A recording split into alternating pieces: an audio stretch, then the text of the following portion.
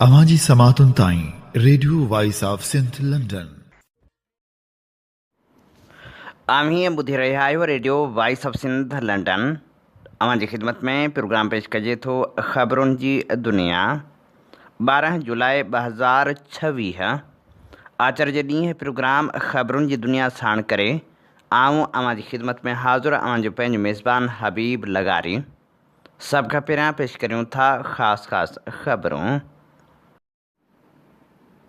बलूचिस्तान जे जीवणीअ वारे इलाइक़े जो 8 ॾींहंनि खां ॿियनि शहरनि सां ज़मीनी राब्तो कटियल। सर्च ऑपरेशन दौरान 50 खां वधीक नौजवान खंभिजी विया। प्रिया कुमारी जी आज़ादी लाइ एहतजाजी धरणो बदस्तूर जारी। आमिर वड़ाइच पारां शिरकत जो ऐलान। मुख़्तलिफ़ सियासी समाजी अॻुवान जी शिरकत। अञा ताईं इख़्तियार धणियुनि को बि नोटिस न वरितो। सिरैकी अॻुवान समेत सान्याहबंदनि पारां कराची यूनिवर्सिटी वाक़े जे जवाबदारनि ख़िलाफ़ सख़्त कार्रवाई जो मुतालबो। गुलशन हदीद वारे इलाइक़े में सिंध यूनाइटेड पार्टी पारां क़ौमी कचहरी मुनक़िद। क़ौमी कचहरी खे ख़िताब कंदे सैयद ज़ैन शाह चयो त क़ौमी कारकुननि खे सिंध जे हक़नि लाइ अॻिते अचणो पवंदो ऐं सिंध जे हक़नि लाइ जदोजहद करणी पवंदी। सागड़ भरिसां हुर जमायत जो कठ। ज़मीननि जी नीलामी ख़िलाफ़ मज़ाहिमत जो फ़ैसिलो। नसीराबाद में आबादगारनि जो हारी कार्ड मिलण बावजूदि सब्सिडी जी रक़म न मिलण ख़िलाफ़ मुज़ाहिरो। लाड़काणे में ॻोठाणनि जो बासरनि जे ज़ुल्म ख़िलाफ़ एहतजाज। आज़ाद कश्मीर में मुज़ाहिरीन ऐं फोर्सिस में चकरियूं। 2 ॼणा मारिजी विया, केतिरा ई ज़ख़्मी। हाणे पेश करियूं था तफ़सीली ख़बरूं।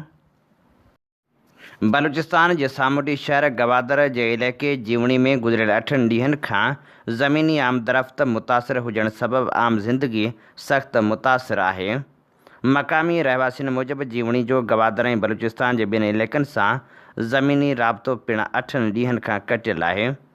ज़मीनी राब्तो कटियल हुजण जे करे खाधे पीते जी शयुनि, दवाउनि ऐं ॿियनि बुनियादी ज़रूरतुनि जी फ़राहमी में मुश्किलातूं पेश अची रहियूं आहिनि, जॾहिं त बीमार माण्हुनि खे इलाज लाइ ॿिनि शहरनि ताईं पहुचण में बि मसइला दरपेश आहिनि।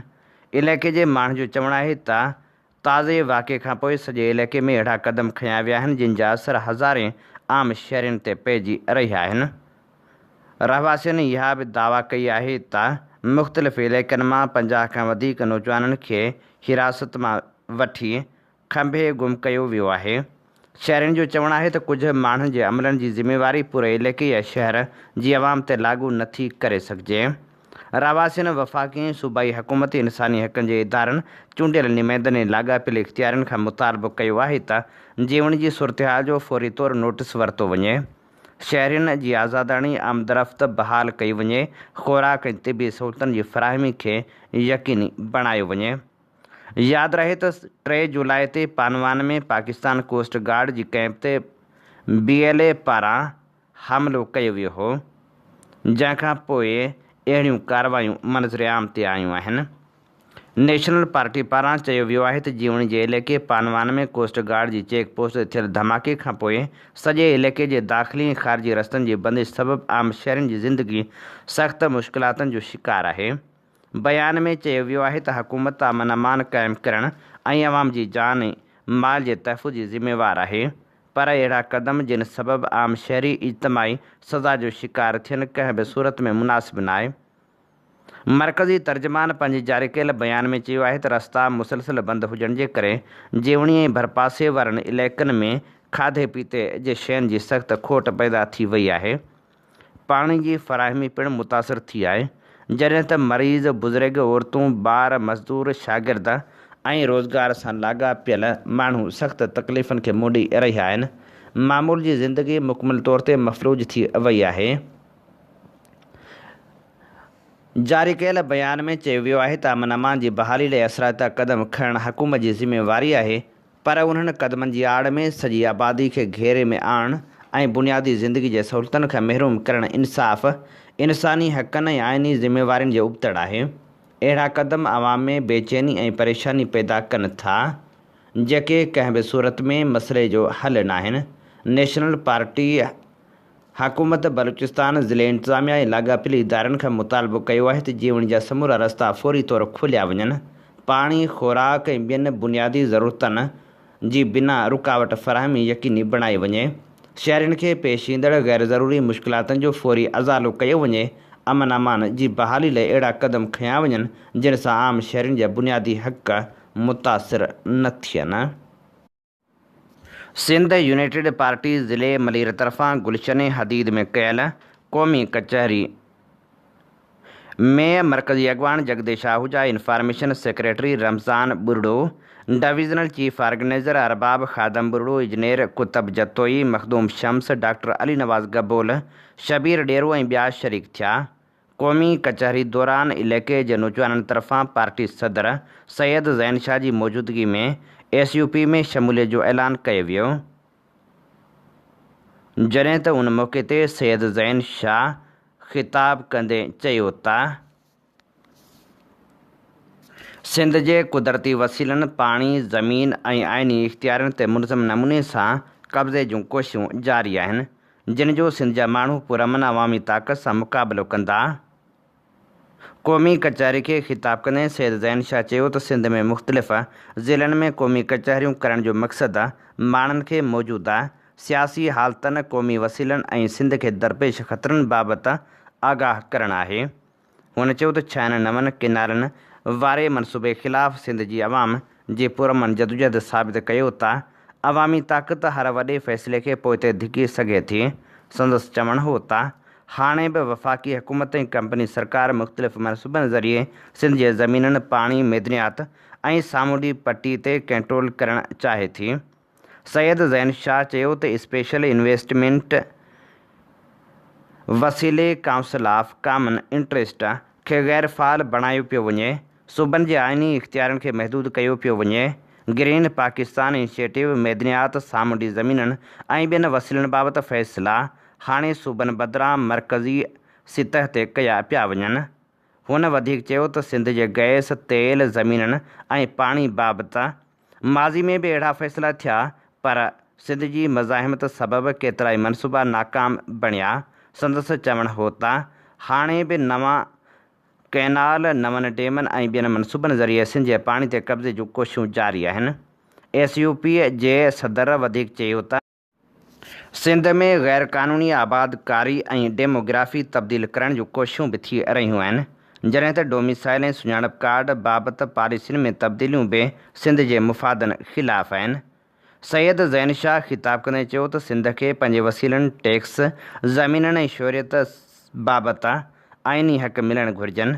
वफ़ाक़ रुॻो उन्हनि मामलनि ताईं महदूद हुजे जेके आइन मूजिबि वफ़ाक़ जा इख़्तियार आहिनि। हुन क़ौमी कारकुननि ते ज़ोर ॾिनो त हूअ सिंध खे दरपेश सियासी, मुआशी ऐं आइनी ख़तरनि बाबति अवाम में शऊर पैदा कनि, पुरअमन जमहूरी जदोजहद वसीले सिंध जे हक़नि जी हिफ़ाज़त कनि। पर जेके मिलियल हक़ आहिनि उहे नाइंसाफ़ी ऐं बेईमानीअ ते सिस्टम हले थो।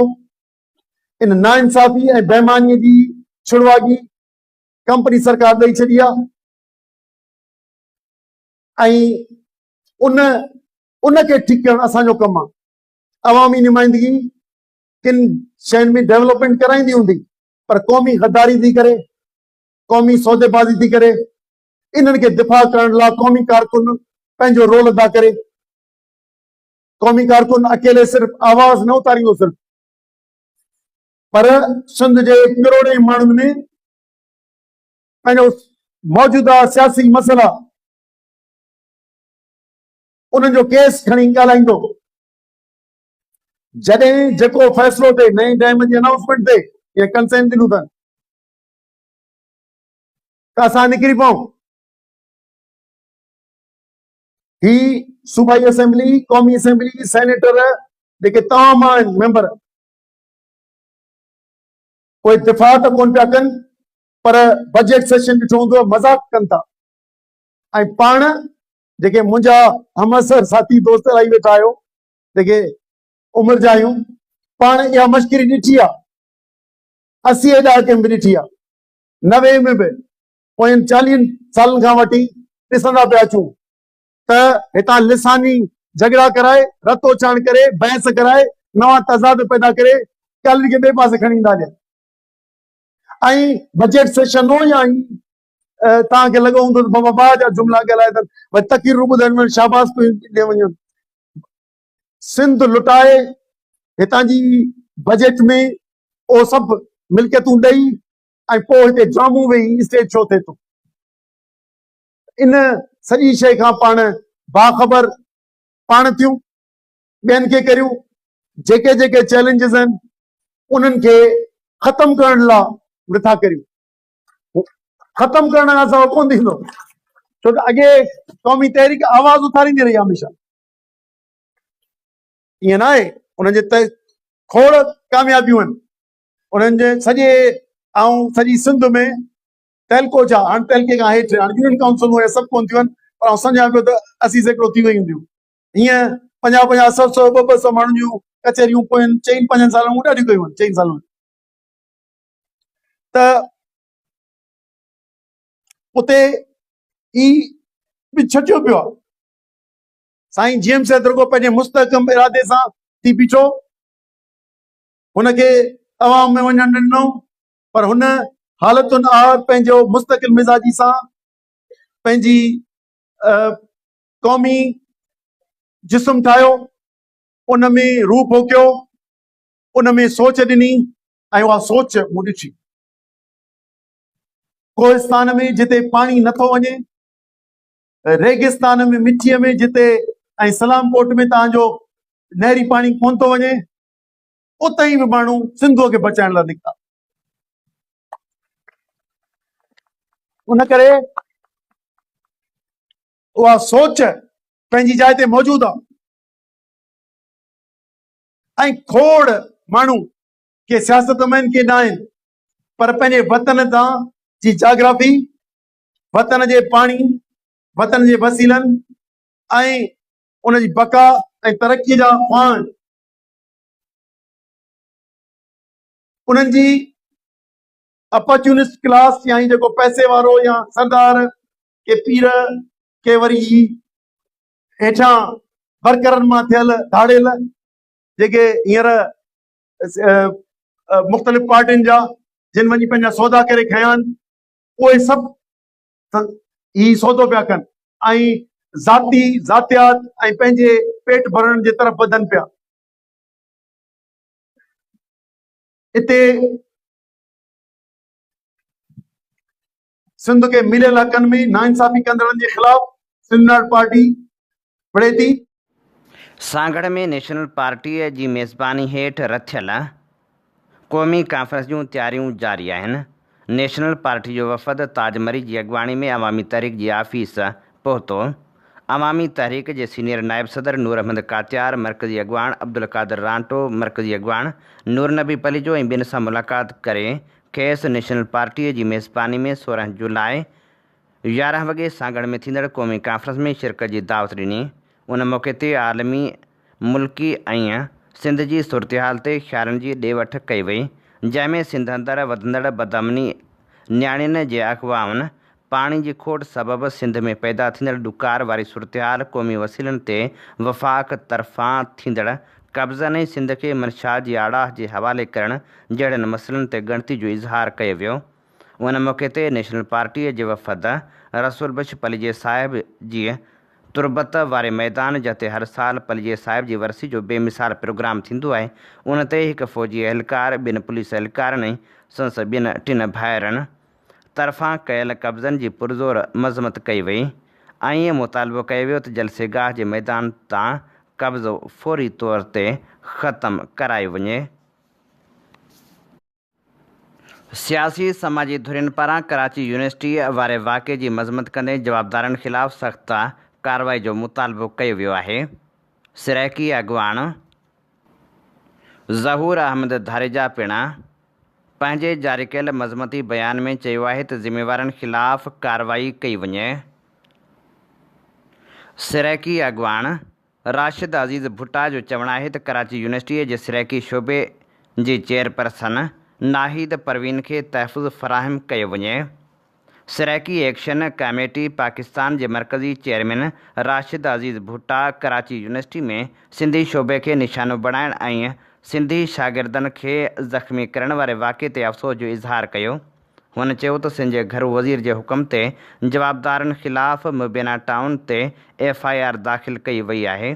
हुन मुतालबो कयो त केस में दहशतगर्दी जा कलम पिण शामिल कया वञनि ऐं जवाबदारनि खे सख़्त सज़ाऊं ॾिनियूं वञनि।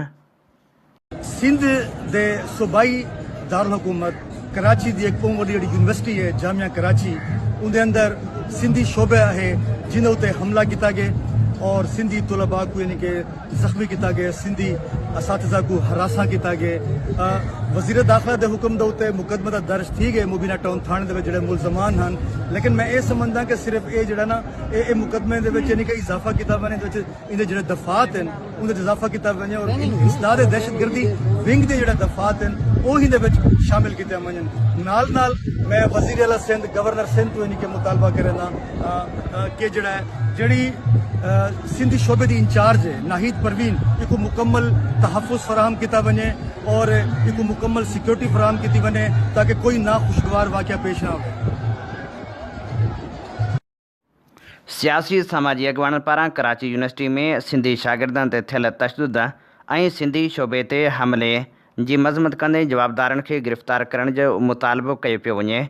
नौजवान शाइर ज़ामिन अली केस चयो आहे त कराची यूनिवर्सिटी में सिंधी शागिर्दनि ते थियल हमले ऐं तशदुद वारो वाक़ियो अफ़सोसनाक ऐं क़ाबिल मज़म्मत अमल आहे।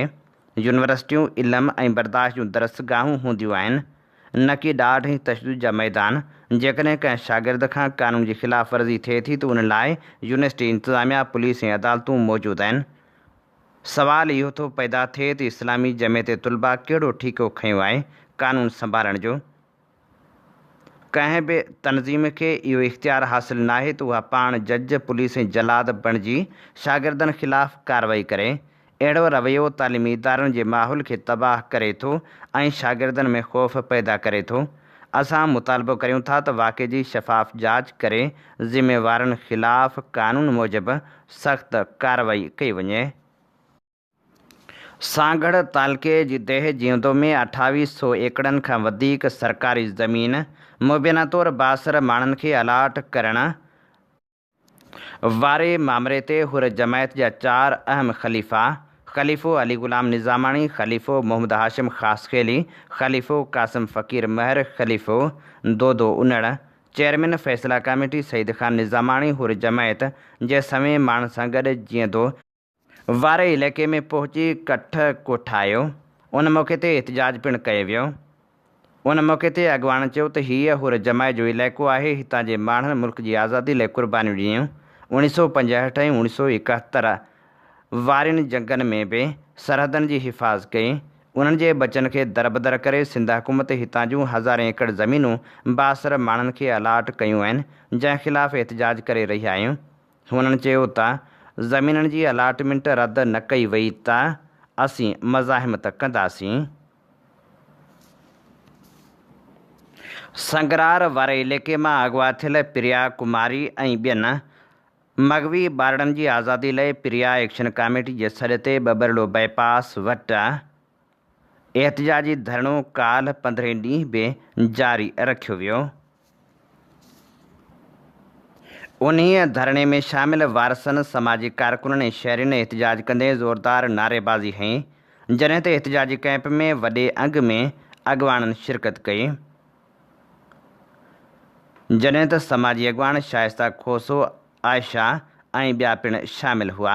उन मौक़े ते अॻवाननि सहाफ़ियुनि सां ॻाल्हाईंदे चयो त मासूम ॿार क़ौम जो मुस्तक़बिल आहिनि, पर लाॻापियल इदारनि पारां अञा ताईं संजीदा क़दम नाहिनि खंया विया। हुननि चयो त प्रिया एक्शन कमेटी जे हर फ़ैसिले सां गॾु आहियूं। गुम थियल ॿारनि जे महफ़ूज़ बाज़ियाबी ताईं जदोजहद में मुकमिल साथ ॾींदासीं। जॾहिं त Sindh high court bar association पारां पिणु हिमायत जो ऐलान कयो वियो आहे। पंहिंजे बयान में बार पारां चयो वियो आहे त सिंध जे मुख़्तलिफ़ ज़िलनि, कराची ऐं ॿियनि शहरनि मां ॿारनि जे गुम थियण जा वाक़िया संगीन इंसानी अलमियो आहिनि। अॻवाननि पारां ॿारनि जी बाज़ियाबी जो मुतालबो कयो वियो। अॻवान चयो त प्रिया कुमारी, अरेसगर मंगरियो, खुशी महर, नवीद लाशारी, उजाला सोलंकी, सबा कलहड़ो, आसफा मुगल, फातिमा तीवणो, मोमिन लांघा, माजिद लाशारी, सोनिया खोसो, ज़ैनब मेमण, फिज़ा मेमण ऐं ॿियनि खे बाज़ियाब करायो वञे। हुननि वधीक चयो त शफ़ाफ़ जांच कराए ज़िम्मेवारनि खे कानून जे कटहरे में आंदो वञे। हुकूमत ऐं कानून लागू कंदड़ इदारा बिना देर गुम थियल मासूम ॿारनि जी बाज़ियाबी खे तरजीही बुनियादनि ते यकीनी बणाइनि। जॾहिं त उन मौक़े ते सोहिणी पारस ऐं ॿिनि जो चवणु हो त असांजी हीअ एहतिजाजी तहरीक ॿारनि जी बाज़ियाबी ताईं जारी रहंदी। सुभाणे जेको आहे सो असांखे 17 ॾींहं थी वेंदो असांजे हिन धरणे खे। जेको बबरलो में 2 मुहर्रम खां असां अगवा थियल ॿारनि लाइ वेठा आहियूं। माउन सूधो 4 केस खणी आयासीं ऐं अॼु 17 केस पहुतो आहे, अमड़ पहुती आहे। हुबदार ॿारड़े जो नालो आहे। सो सुभाणे हिकिड़ो ऐलान करण वारा आहियूं ऐं उहो ऐलान उन जे लाइ मां चवणु चाहींदसि त पहिरें त समूरो जेको सिंध जो शऊर आहे, शऊरमंद असांजो नौजवान तबिको आहे, स्पेशली नौजवान तबिको, छो त उन्हनि में वलवलो आहे, जोश आहे, सम्झी सघनि था। माऊं आहिनि असांजूं, भेणूं आहिनि असांजूं, धीअरूं आहिनि असांजूं, पीअर आहिनि असांजा, जेके वॾा आहिनि असांजा, उहे सभु हिन असांजे एहतिजाज में, असांजे धरणे में सुभाणे बबरलो बाईपास पहुचनि त जीअं हिते वेही करे पंहिंजी ॻाल्हि करे सघनि, असां सां गॾु हुजण जो अहसासु असांखे ॾियाराए सघनि त ही माऊं अकेलियूं न आहिनि वेठियूं। ऐं उन ऐलान में तव्हांखे ख़बर पवंदी ऐं मथे ताईं ख़बर पवंदी त तव्हां 20 ॾींहं जेको 17 ॾींहं आज़मायो आहे, माउनि खे आज़मायो आहे, कंहिं पॉलिटिकल वर्कर खे न, माउनि खे, ऐं उन्हनि जे हाव में हथु विधो अथव। सभिनी खे इहो अर्ज़ु आहे त सभई पंहिंजे पंहिंजे प्लेटफॉर्म तां लाइव वञो, सभिनी खे ॿुधायो त सुभाणे जेको जेको वेझो आहे, जेकॾहिं वेझो आहे बबरलो जे, सखर में आहे, गोटकी में आहे, लाड़काणे में आहे, शिकारपुर में आहे, उहो पहुची सघे थो त उहो हर हाल में शाम जो 7 वॻे असांजे हिन धरणे में पहुचे। ऐं जेकॾहिं उते नथो पहुचे त कराची प्रेस क्लब जे अॻियां असांजी जेका टीम आहे प्री एक्शन कमेटी जी, उते बि असांजो एहतिजाज हूंदो। तव्हां उते वञी पहुचो ऐं उते एहतिजाज रिकॉर्ड करायो ऐं असांजी धरणे जी हिमायत हर को करे, छो त हीउ तव्हांजे ॿारनि जो मसइलो आहे। सुभाणे तव्हांजा ॿार बि ईंदा, असांखे ई फ़िक्रु थींदो। इन करे पंहिंजनि ॿारनि लाइ अॼु उथो, अॼु न त कॾहिं बि न। वार्ड सिंधी कांग्रेस पारां बबरलो में प्रिया कुमारी ऐं ॿियनि गुम थियल मासूम ॿारनि जी बाज़ियाबी लाइ जारी धरणे जी मुकमिल हिमायत ऐं यकजहती जो इज़हार कयो वियो आहे। जारी कयल बयान में चयो वियो आहे त वार्ड सिंधी कांग्रेस सिंध में बबरलो वटि प्रिया कुमारी ऐं ॿियनि गुम थियल मासूम ॿारनि जी बाज़ियाबी लाइ संदनि वारसनि ऐं सिंध जे बाशऊर माण्हुनि पारां जारी पुरमन धरणे सां पंहिंजी मुकमिल यकजहती, हमदर्दी ऐं हिमायत जो ऐलान करे थी। प्रिया कुमारी समेत केतिरनि ई मासूम ॿारनि जी गुमशुदगी रुॻो कुझु ख़ानदाननि जो अलमियो न, पर उहा इंसानी हक़नि, ॿारनि जे तहफ़ुज़ ऐं कानून जी हुक्मरानी ते हिकु इंतिहाई गंभीर सुवालिया निशान आहे। हिकु अहिड़े समाज में जिते वालदेन पंहिंजे ॿारनि जी हिफ़ाज़त बाबति पाण खे ग़ैर महफ़ूज़ तस्वर कनि, उते रियासत जे ज़िम्मेवारियुनि ते संजीदा सवाल उभरनि था। वार्ड सिंधी कांग्रेस मुतालबो कयो आहे त प्रिया कुमारी ऐं ॿियनि गुम थियल मासूम ॿारनि खे बिना कंहिं वधीक देर जे महफ़ूज़ नमूने बाज़ियाब कराए संदनि वारसनि हवाले कयो वञे। जदीद जांच जा समूरा वसीला इस्तेमालु कया वञनि। जांच खे शफ़ाफ़, गैर जानिबदार ऐं नतीजा ख़ेज़ बणायो वञे ऐं हिननि ॾोहनि में मुलविस सभिनी अंसरनि खे कानून जे कटहरे में आणे खेनि सख़्त सज़ा ॾिनी वञे।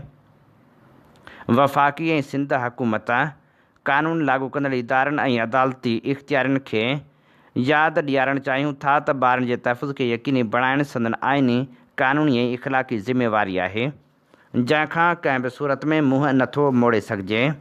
ख़ामोशी, देर ऐं नाकाफ़ी कार्रवाई मुतासिर ख़ानदान जी तकलीफ़ में वधीक इज़ाफ़ो करे रही आहे, अवाम जे एतमाद खे सख़्तु नुक़सानु पहुचाए रही आहे।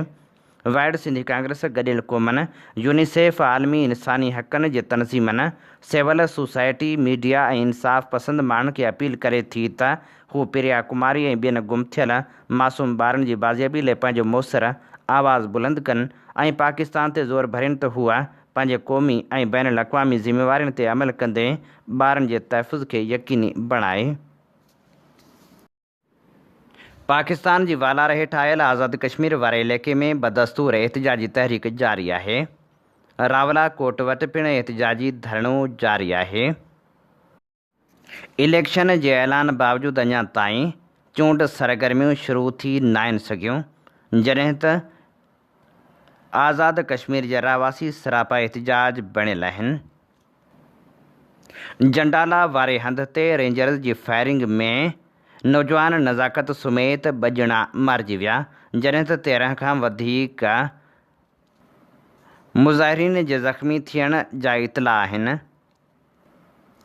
ज़रियनि जो चवणु आहे त इलाइक़े में सुबुह जो सवेर फायरिंग कई वई हुई, जंहिंजे नतीजे में नज़ाकत ऐं ॿिया ज़ख़्मी थी पिया हुआ।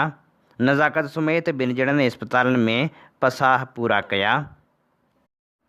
केतिरनि ई इलाइक़नि में मुसलसल एहतिजाज ऐं गैर यकीनी सूरतहाल जे करे खाधे पीते जे शयुनि जो बहिरान पिणु पैदा थी वियो आहे।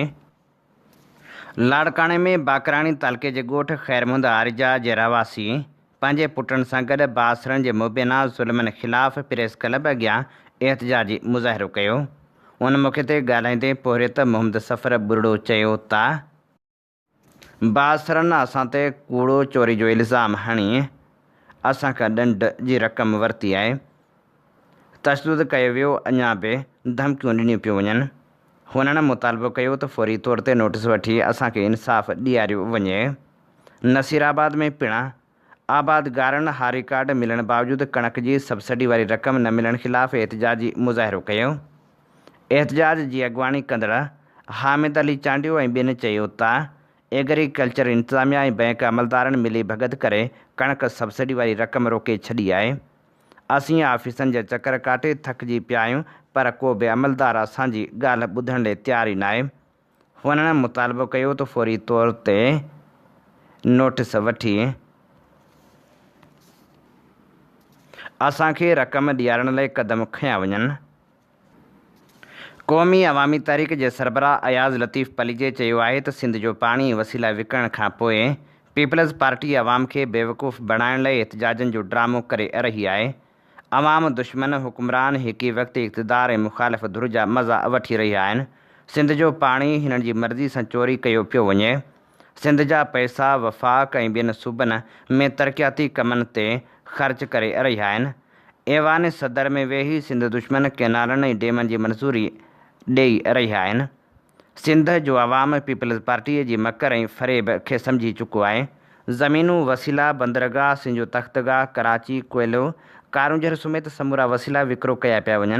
इक़्तिदार ख़ातिर हर शइ विकिणण लाइ तयारु पीपल्स पार्टी जा हुकुमरान सिंध जे माण्हुनि खे एतिरो सादो ऐं बेसम्झ सम्झनि था, एहतिजाजनि जो ड्रामो करे रहिया आहिनि। सिंध खे जेको पाणी मिले थो उहो मुख़ालिफ़नि ख़िलाफ़ु हथियार तौरु इस्तेमालु कयो वञे थो। सिंध खे मिलंदड़ पाणी ते हुकुमरान वज़ीरनि ऐं वॾेरनि जो कब्ज़ो आहे। इरसा सिंध जे पाणी ते धाड़ा हणण में सहूलियतकार आहे। सिंध जो पाणी वठण बदिरां हुकुमरान हमेशह ख़ामोश तमाशाई बणियल आहिनि। पीपी हुकुमरान ड्रामा बंदि कनि, सिंध खे पंहिंजे हिसे जो पाणी ॾियारियो वञे। पीपल्स पार्टी पारां मरसूं सिंधू न ॾेसूं जे सरे हेठि ऐलानियल एहतिजाज ते रद्द अमल ॾींदे जीअं सिंध मुहाज़ जे मरकज़ी अॻवान नवाज़ शाह भाॾाई चयो आहे त जीअं सिंध मुहाज़ ज़रदारी माफ़िया पाणी जी खोट ख़िलाफ़ बदीन में एहतिजाज करणु कोन ॾिनो। असां ते पुलिस खां हमिलो करायो वियो, मूंखे गिरफ़्तार करायो वियो। असांजे ज़िले जे मुख़्तलिफ़ हंधनि तां ईंदड़ काफ़िला रोके मुंतशिर कया विया। इको साउंड वारियूं गाॾियूं बि थाणनि हवाले हुयूं। कुझु ॾींहं अॻु में सजावल में जसकम पारां पाणी खोट ख़िलाफ़ एहतिजाजी मार्च कयो वियो त उन ते केस दाख़िल कया विया आहिनि। पोइ कहिड़े मुंहं सां पीपल्स पार्टी वारा पाणी खोट ख़िलाफ़ एहतिजाज करे रहिया आहिनि। माना हाणे सिंधियुनि खां ॿियो सभु कुझु खसण खां पोइ एहतिजाज जो हक़ बि खसे पीपल्स पार्टी पाण वटि महफ़ूज़ रखियो आहे। फुलेली कैनाल मां निकिरंदड़ सुल्तानी वाह जे पुछड़ में पाणी जी खोट, ॿीजारा सड़ी विया। आबादगारनि पारां धरणे जो ऐलान। टेल आबादगार एसोसिएशन जे सदर एडवोकेट शहबाज़ काके पोटो, नायब सदर सदाबख्श खोसो, शाहनवाज़ चांडियो असगर आराई ऐं ॿियनि चयो आहे त सुल्तानी वाह जे मुंड जा आबादगार कामरनि सां मिली लिफ्ट मशीनूं ऐं पाइप रखी पाणी चोरी करे रहिया आहिनि। रिश्वत एवज़ मोगा टोड़ाया विया आहिनि। शाखनि जी पुछड़ में पाणी जी सख़्तु अणाठ आहे। शाखनि जी खाटी बि नाहे कराई वई। मुंड में पाणी जी चोरी बंदि कराए शाखनि जी सफ़ाई कराई वञे ऐं असांखे पाणी ॾियारियो वञे। टंडी आदमभर सां 36 खां मथे ॻोठनि जी बिजली 3 ॾींहंनि खां बंदि आहे। ॻोठाणनि पारां एहतिजाजी मुज़ाहिरो कयो वियो। ॻोठ मोरियो सांद पीर जी माड़ी कासिम मकरानी इब्राहिम शाह बहादुर हाजाणो मशाइख होथी ऐं ॿियनि इलाइक़नि जी बिजली बंदि हुजण ख़िलाफ़ु ॻोठाणनि पप्पू शाह मुख़्तियार शाह मुश्ताक कंबो रज़ा सांद जावेद शाह कादर बख़्श सांद ऐं ॿियनि जी अॻुवाणी में एहतिजाजी मुज़ाहिरो करे सख़्तु नारेबाज़ी कई। उन मौक़े ते हुननि चयो त फौरी तौर ते बिजली बहाल कई वञे। जाम शोरो में वकीलनि जे अॻुवाण जे घर ते पुलिस चढ़ाई ख़िलाफ़ु एहतिजाज कयो वियो। सीनियर वकील गाई ख़ान जतोई जे घर ते बिना जवाज़ पुलिस चढ़ाई कई वई। डिस्ट्रिक्ट बार एसोसिएशन गाई ख़ान जे भातियुनि सिराज जतोई कामरान जतोई फरहान जतोई ऐं ॿियनि खे गिरफ़्तार करे बिना जवाज़ क़ैद कयो वियो। उन मौक़े ते वकील अॻुवाणनि मुतालबो कयो त चढ़ाई कंदड़नि ख़िलाफ़ु सख़्तु कार्रवाई कई वञे। हीअ असीं अव्हां जी ख़िदमत में पेश करे रहिया हुआसीं ख़बरूं। इन ते ई प्रोग्राम ख़बरुनि जी दुनिया जो वक़्तु पुॼाणी ते पहुचे थो। पंहिंजे मेज़बान हबीब लगारी खे ॾींदा इजाज़त। जॾहिं पेर तेॾहिं ख़ैरु। अवां जी समातुनि ताईं radio voice of Sindh London.